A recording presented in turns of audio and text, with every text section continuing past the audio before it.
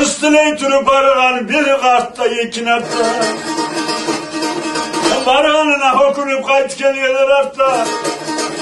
Tiley turu bargallar inen sen kumuklağa şundan kayıt geliyor soşunu aittiler bana.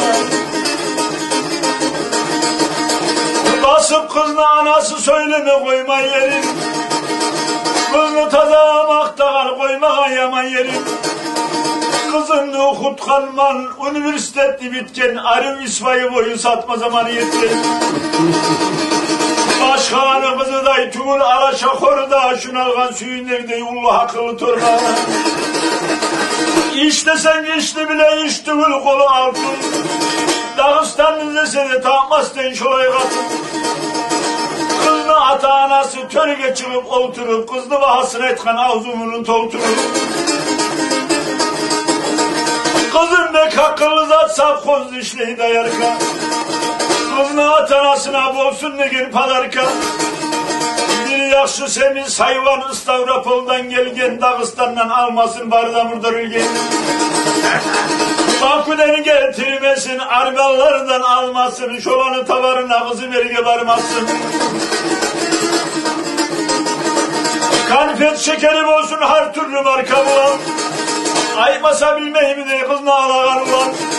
Fransiya'dan bolsun adikalon manikür. Şolay zatlar getirse şu kızım olarım kur.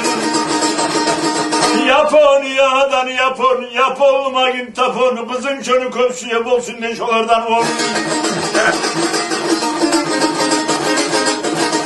Amerika'dan palto, Angliya'dan altın. Şolay zatlar getirse şu kızım olar katun. Kitay yavluk Arabiya'dan çalma. Şolay zat ana alıp tez gelsin kızım alma. 10 milyonu akçada uvak harcar etmege bir pişti o kadar olsun India'ya gitmege.